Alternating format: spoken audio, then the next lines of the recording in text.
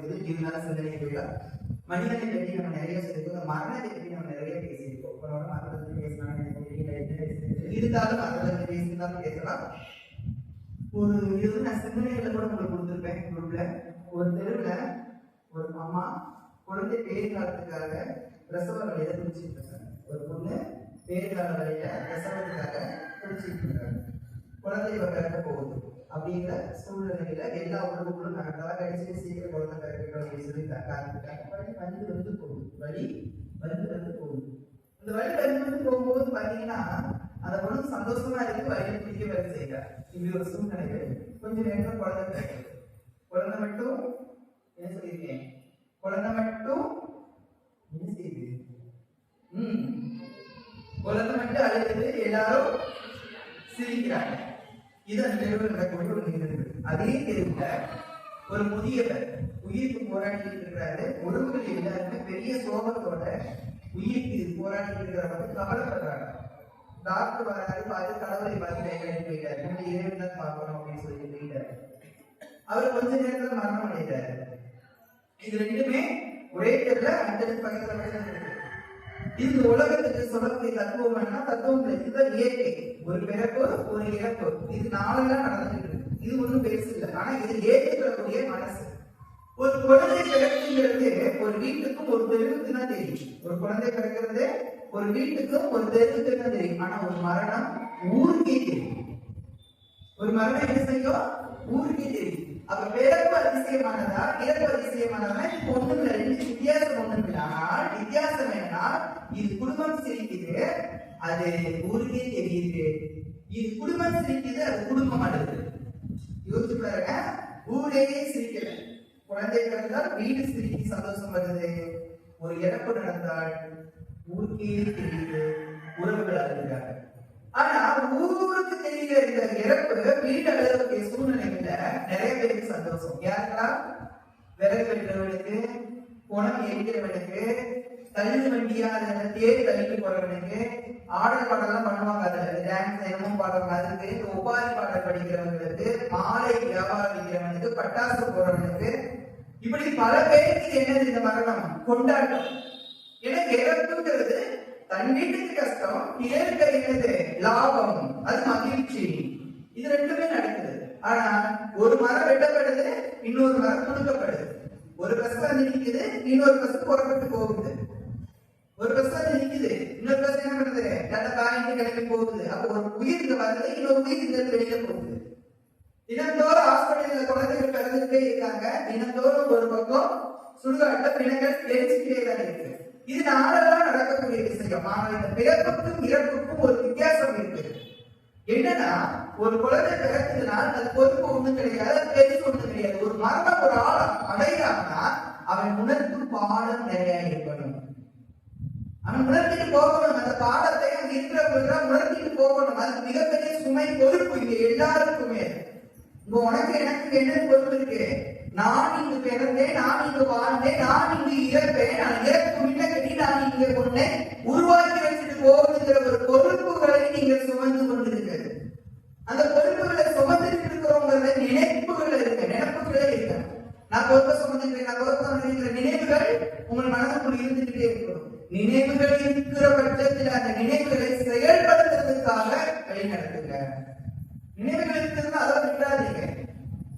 அந்த நினைவு எனக்கு பொறுப்பு இருக்குது, அதை நினைச்சுக்கிட்டே நினைக்கக்கூடாது. அதை நினைச்சுக்கிட்டு இருக்கிற நீங்க அடுத்த கட்டம் என்ன, அதை செயல்படுத்துங்கள், வாழ்க்கையை வழி நடத்துங்க. இந்த இடத்துல ஏதாவது ஒரு விட்டு போறதுக்காக இந்த பொறுப்பு ஒவ்வொரு ஆண்மகனுக்கும் ஒரு பெண்மகளுக்கும் இருக்குமானா அதை நினைச்சீங்கன்னா இங்க குற்றங்கள் குறையப்படும். நீங்கள் சாதனையக்கூடியவங்களாயிருக்கீங்க, நீங்க சாதிக்கக்கூடியவங்களாயிருக்கீங்க. ஆனா இந்த பொறுப்புகள் இருக்குன்னு நீங்க என்னைக்காவது நினைச்சிருக்கீங்களா? நினைச்சிருக்கீங்க. அவனை அடைந்தே தீரணும், என் புருஷன் கால விழுந்தே தீரணும், என் பிள்ளைக்கு நல்லது நடந்தே தீரணும், என் குடும்ப வெற்றி அடைஞ்சிடணும், நான் கடன் அடைச்சிடணும், என் சொந்த பந்தத்துக்கு முன்னாடி நான் தலைமுறை இருக்கணும். இந்த நினைப்பு தான் உன் வாழ்க்கை கெடுக்கும் பொருளாக உருவாகுது. உன் இந்து மதத்தையும் இது கெடுக்குது. சிந்திச்சு பாருங்க. இப்ப நான் சொல்ற எண்ணம் உன் வாழ்க்கை கெடுது. நீ உன்னோட வாழ்க்கை கெடுதுன்னா உன் உடம்பு கெடுது. நீ கூட இந்து மதத்தையும் கெடுக்குது. எனக்கு நடக்கிறது இல்லை. உனக்கு உன் பிள்ளை உட்படுறது இல்லை, உன் கடன் அடைகிறது இல்லை, உனக்கு எந்த காரியம் வெற்றி அடையில நினைச்சு நீ நோயாயிட்ட. ஆனா கோயிலுக்கு என்ன பெய்யுங்கிற கேள்வி உன் மனதில் எழும் பொழுது அடுத்த பார்த்தா இவ்வளவு சாமி சுத்து வைக்கலாம் கண்டாங்கிற கேள்வினால நம் கும்பிடும் இந்து மதத்துக்கும் கேவலம் வருது. அப்ப நீ எங்கெல்லாம் கேவலப்படுத்தி உன்னை கேவலப்படுத்தி ஊரை கேவலப்படுத்தி கடவுளை கேவலப்படுத்த இல்லையா? அப்ப அம்மா சொல்றாங்க நாம் எதையோ உன்னை சாதிக்க, ஆனா சாதிக்கிறது சில பேருக்காக சாதிக்க முடியும். இன்னைக்கு ஒரு தெருவுல 10 பேர் கல்யாணம் முடிச்சு 10 பேர் பிள்ளை வச்சு 10 பேர் வாழ்ந்து 10 பேர் செத்தானே எந்த அடையாளமாக இருக்குதா? ஆனா நம்மளோட முதலமைச்சர் அம்மா செத்தாங்க, அங்க சாதனை நிக்குது. ஐயா கருணாநிதி செத்தாரு, சாதனை நிக்குது. அப்துல் கலாம் செத்தாரு, சாதனை நிக்குது. பாரதியார் செத்தாங்க, சாதனை நிக்குது. இப்படி முன்னோர்கள் வாழ்ந்து ஒவ்வொருத்தரும் ஒரு உறுதியோட வாழ்ந்து இறந்தவர்களோட சாதனைகள் பேசப்படுது. அப்ப நம்ம பிறந்து வாழ்ந்தது எங்க பேசப்படுது? உங்களுக்கு ஒரு சின்ன ஒரு எடுத்துக்காட்டு சொல்றேன். அந்த காலத்துல அம்மா ஆசீர்வாதம் நமக்கு இருக்கும், அம்மா ஆசீர்வாதம் நமக்கு இருக்கும், அப்பாவோட ஆசீர்வாதம் நமக்கு இருக்கும், தாத்தா பாட்டியோட ஆசீர்வாதம் நமக்கு இருக்கும். எப்படி இருக்கும் அந்த ஆசீர்வாதம்? இப்ப தாத்தாவை பார்க்க போறோம். தாத்தாவை பார்க்க போய் நம்ம என்ன பண்ணுவோம்? தாத்தா காலை போய் விடுவோம். அவரு வேலைக்கு போயிட்டு வர நல்லபடியா இந்த வேலை நீ நல்லா இருப்ப, ஆசீர்வாதம் இருந்துச்சு. தாத்தா டெய்லி பார்க்க மாட்டோம், எதா பார்த்தோம்னா காலையில விடுவோம். அம்மாவோட ஆசீர்வாதம் இருக்கும். அம்மாவோட ஆசீர்வாதம் எப்படி தெரியுமா? அடுப்பு போது வச்சிருப்பாங்க வீட்டு வாசல்ல, நல்ல சோறு தூக்கிட்டு அடுப்பு, அதுல நல்ல சந்தனமா 2 பேரு சாணி போட்டு அப்படி தேய்ச்சி வச்சிருப்பாங்க. அதுல போட்டு குங்குமம் வச்சிருப்பாங்க. அம்மா வந்துட்டு அப்படியே இந்த சோத்துல உழ வைப்பாங்க. உழ வைக்கும்போது இப்படி தீ பொறுக்கிட்டு வைக்கும்போது தொட்டு கும்பிடுவாங்க. சிரிச்சு பாரு, ஆசீர்வாதம் இருந்துச்சு நமக்கு. அந்த சோத்து பணியை தொட்டு கும்பிடுவாங்க. அந்த சோத்தை தான் நமக்கு கொடுத்தாங்க. அப்ப அம்மாவோட ஆசீர்வாதம் கண்ணத்துல வந்துருச்சு நமக்கு. அப்பாவோட ஆசீர்வாதம் இருக்கும். ஒரு டிரைவர் பஸ்ல போய் உட்கார்ந்து போவாரு, ஸ்டேஜ்ல தொட்டு கும்பிடுவான். ஒரு மாஸ்டர் சரக்கு போட ஆரம்பிப்பான், அந்த அடுத்த தொட்டு கும்பிடுவான். ஒரு 10 நாள் கட்டிட வேலைக்கு போவான், அந்த வேலையை தொட்டு கும்பிடுவான். அந்த ஆசீர்வாதத்தோட பணம் நம்ம வீட்டுக்கு வந்துச்சு. அந்த பணத்துல இருக்கக்கூடிய துட்டு உழைக்க வந்துச்சு. அந்த உழைச்சி கொடுத்த அம்மா நம்ம ஆசீர்வாதம் பண்ணினா பண்ணலையா? ஆசீர்வாதம் இருந்துச்சா? இப்ப இது இருக்குன்னு சொல்லுங்க பாப்போம். நீ அந்த ஆசீர்வாதத்தை பிள்ளைக்கு கொடுக்கன்னு சொல்லு பாப்போம். இப்ப கேஸ் அங்க கூட பார்த்துட்டு டீ அங்க வந்து இப்படி பட்டன் அமைக்கிட்டாங்க. டீ கண்ணுல இருக்கு, டீ இங்க இருக்கு, கேஸ் இப்படி எங்க ஆசீர்வாதம் இருக்குது?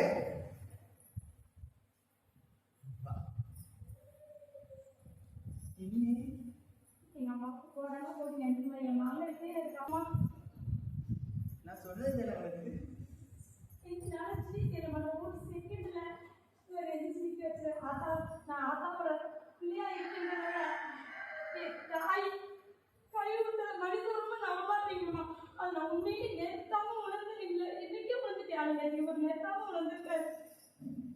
அடிப்பேற்காவிட சொல்லுவேன், உயிருங்கிறது முக்கியம், ஆரோக்கியங்கிறது அதோட முக்கியம், பணம் அது ஒரு அத்தியாவசியம் இருந்தான்னு சொல்லிட்டு இன்னைக்கு இந்த இடத்துல நிப்பாட்டிக்கிறேன். நீ படுத்து கிடந்திருக்கணும், இல்லை நாங்கள் எல்லாரும் உன்னை பார்த்து அங்க வந்துருக்கோம். எப்படி நல்லா இருக்கு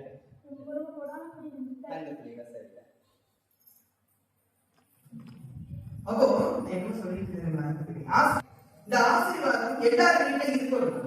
அப்ப முன்னோர்கள் நமக்கு ஆசீர்வாதம் பண்ணாங்க, அதனால நம்ம நல்லா இருக்கோம்.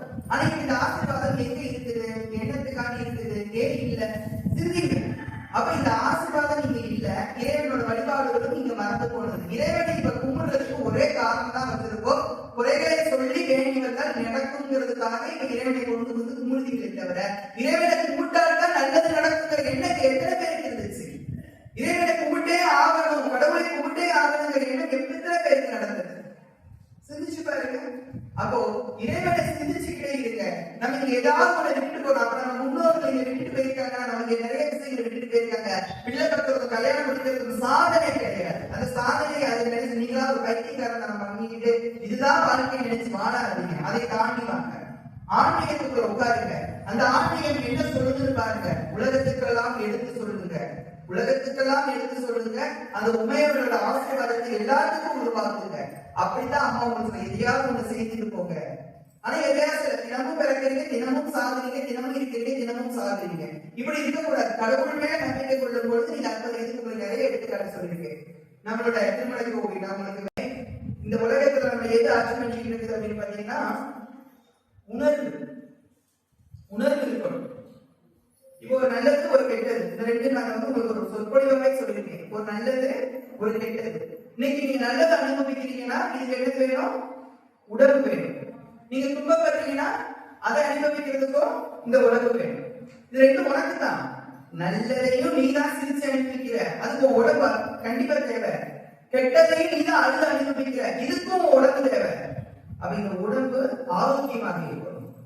ரெண்டும் நமக்கு, நம்ம நல்லா சாப்பிடறதுனால இந்த உடம்பு வேணும், சாப்பிடக்கூடாதுனா உடம்பு சரியில்லை. ரெண்டையும் நான் தான் அனுபவிக்கணும். என் உடம்பு தான் தேவை. ஆனா இது ரெண்டு அனுபவிக்கிறதுக்கு என் உடம்பு நல்லா இருக்கணும். ஆனா இது நல்லது கெட்டதுன்னு சொல்றதுக்கு உணர்வுகள் சரியாக இருக்கணும், புத்தி இருக்கணும்.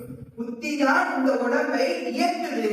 நான் இதை பல பேர் இது எனக்கு நல்லது இல்லை, இது கெட்டதுன்னு சொல்றதுக்கும் இது எனக்கு வலிக்குதுன்னு சொல்றதுக்கும் புத்தி இருக்கணும். புத்தி இல்லாத பைத்தியம். அவனுக்கு நல்லது கிடையாது, கெட்டது தெரியாது. நீ புது ட்ரெஸ்ஸை கொடு, அது சாக்கடையை ஊற்றி தான் போடணும். நீ தட்டுல சோறு வச்சு கொடு, அது சாக்கடையில கிடக்கிறதா பிரிக்கும். நீ வீட்டுல படுக்க கூட அது ரோட்ல தான் படுக்கும். நீ வீட்டுல வச்சு தங்க வீட்டு சொல்லு, அது ரோட்டே போகும். யோசிச்சு பாரு, நீங்க புரிஞ்சுக்கிறீங்க. ஏதாவது ஒண்ணு சாதிக்கிறதுக்கு நீங்க முயற்சி பண்ணுங்க. நார்மலான வாழ்க்கை எல்லாரும் வாழலாம். பெரிய அதிசயமாக நம்ம சில பேர் மட்டும்தான் வாழ முடியும். இந்த சில பேர்களால வாழும் இந்த வாழ்க்கை பெரிய மகா சக்தியாக உணர்ந்து நம்ம கடவுளை நீங்க நேசிங்க. அந்த திருமண கோயிலை பற்றி சொல்லியிருந்தேன். திருமண கோயில் இந்த திருமண கோயில பல முறை சொல்லிட்டு இந்த வாரம் சொல்றேன். என்ன சொல்றேன்? 665 650 சரியான 650 சம்திங் 650 தாண்டி படி. அதை கரெக்டா அர்த்தம் சொல்லிடுறேன். அந்த மாதிரி 650 படிகள் இருக்கும். கொஞ்சம் தூரம் நடந்துக்கலாம்.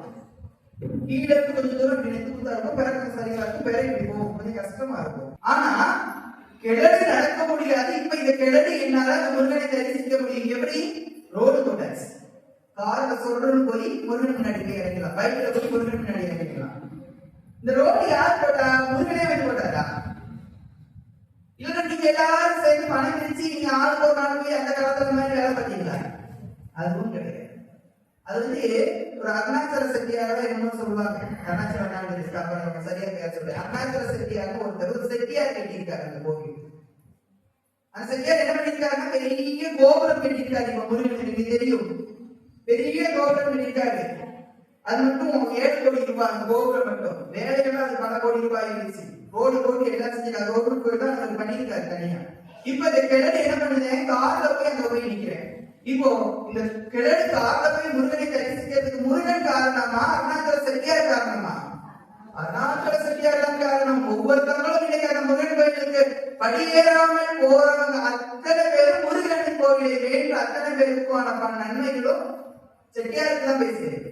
அதுக்கப்புறம் தான் நமக்கு வந்து சரி. இவ்வளவு பெரிய ஆன்மீகத்தில் இருக்கக்கூடிய செட்டியார் முருகன் மேல பக்தியா இருக்காரு, இவ்வளவு இருக்காரு. அவருக்கு புள்ள இருக்கான்னு கேட்டா புள்ள கிடையாது. இதுதான் முக்கியமானது. அருணாச்சல செட்டியாருக்கு என்னதில்ல?